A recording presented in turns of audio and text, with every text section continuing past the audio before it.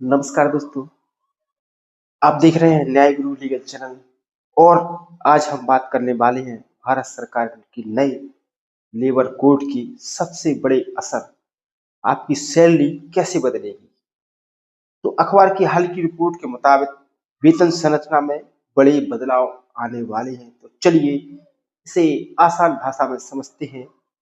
तो labour code क्या कहता है? नए लेबर कोड के अनुसार आपकी बेसिक सैलरी को कम से कम 50% किया जाएगा।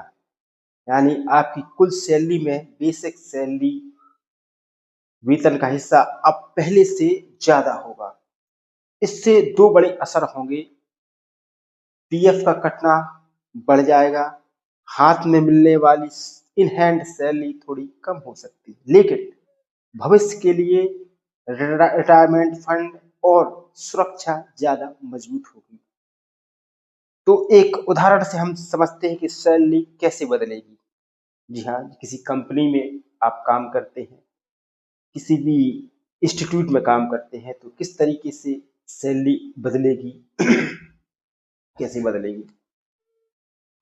तो पहले बेसिक सैलरी 15,000 रुपये थी, अन्न भत्ते 6,000 रुपये और 1,000 रुपये रिटेंशन अलाउंस। कुल ग्रॉस सैलरी 22,000 से 23,000 रुपये। नए लेबर कोड के बाद बेसिक सैलरी बढ़कर 50% यानी लगभग 22,000 हो जाएगी। इसमें पीएफ बढ़ जाएगा, अन्य भत्ते घट जाएंगे। अब नई कुल सैलरी 31,000 हो जाएगी। इसका मतलब ग्रॉस सैलरी तो बढ़ेगी, लेकिन हाथ में आने वाला पैसा कितना रहेगा यह पीएफ कटौती पर निर्भर करेगा। किसे फायदा और किसे नुकसान, तो देखते हैं किसे फायदा है और किसको नुकसान है।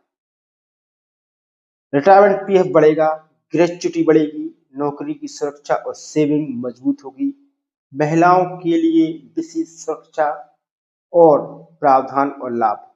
कंपनियों को वेतन संरचना पारदर्शी रखनी होगी, तभी वो चल पाएगा। तो इसमें चुनौती क्या क्या है? हाथ में सैलरी टेक होम थोड़ी कम लग सकती है। कंपनी को अतिरिक्त पीएफ कंट्रीब्यूशन देना होगा। कर्मचारियों को शुरुआती महीनों में फर्क दिखाई दे सकता है। कौन कौन से नियम लागू होंगे इसमें, ये हम आपको बताने वाले हैं। तो बेसिक सैलरी 50% से कम नहीं,